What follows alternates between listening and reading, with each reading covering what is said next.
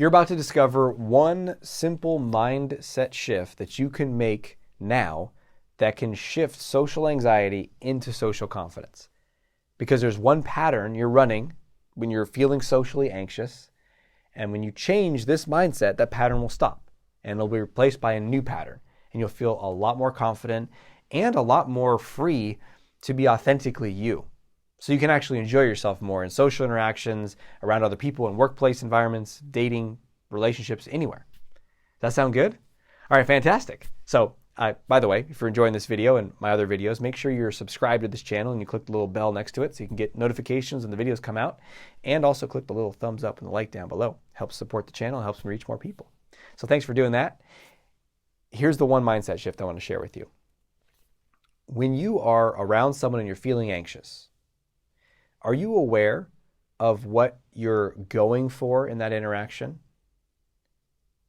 Oftentimes people are evaluating something in an interaction. Maybe you're doing that.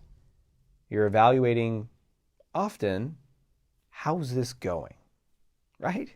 How's this going? How am I doing? What are you basing that on? Right? How is it going? How am I doing? What are you looking for to measure if it's going well or if it's going poorly? Are you aware?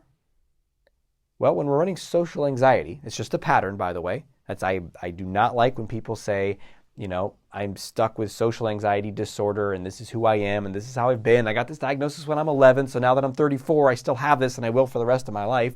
Kill me, please. No, it's just a pattern. And you ran that pattern when you were 11 and you could have stopped when you were 12. And you're running it when you're 33 and you could run a different pattern when you're 34. So do not buy into some deterministic thinking that says you're stuck, frozen, and doomed because of some diagnosis you got 5 years ago or 50 years ago. It's not who you are. It's just a pattern. You can change that pattern. And this is one way to do it. So when you're running the pattern of social anxiety, you're evaluating, how's this going? And I'm looking at one thing. How much do you approve of me? Right? That's all what it all comes down to. You might say, well, I'm looking at the conversation is flowing smoothly.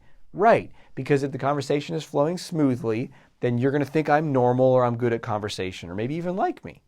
Right? If I was stilted or silent or didn't say the right thing or wasn't making jokes and the conversation was chunky or weird or awkward, then you wouldn't like me. Or is this person smiling? Is this person laughing at my jokes? Is this person sharing with me? Is this person seeming engaged? That's all means it's going well, which means they like me or approve of me. And that could mean that they're going to want to date me or sleep with me or buy my stuff or be my friend or hire me or promote me or at least like me. That's what it's all based on. And as long as you're running that pattern, you will suffer and you will feel anxious because it's not the most, it's just not coming from a place of power. It's not the most real or purposeful point of conversations and interactions. It puts you in a one down position where I'm begging you. Now, I'm not like on my knees overtly pleading. It's more subtle and energetic, but I'm like a pauper. Do you have water for me? Do you have social approval for me? My cup's empty. Right? I don't know why the pauper's British, but it's just maybe my fine acting training. I don't know. In any case, what's the new pattern? What's a different way to be that's so much better? That's going to free you from the social anxiety? Well, it's going to be to evaluate the conversation and the experience based upon different criteria. And here is the criteria. Are you ready? The criteria is, how did it go? Is now based on, well, how much was I me? How much of me did I let out?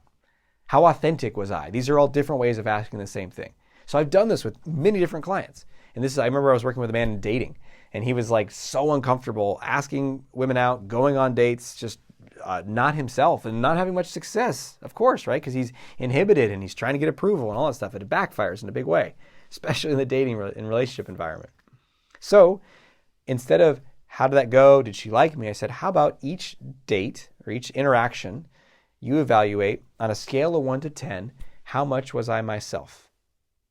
How much was I boldly authentic? How much did I say what I wanted to say, ask what I wanted to ask, make the jokes I wanted to make, bring up the topics I wanted to make, ask the questions I really wanted to ask, held my body and moved in the way that I wanted to move? How much was I me? 1 to 10.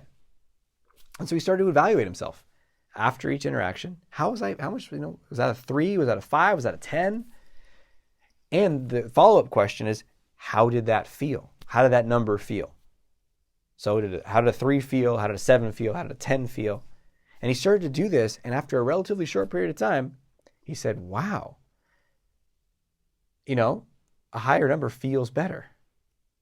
I thought that what matters is if she likes me or not, but actually what makes me feel good is how much I was me.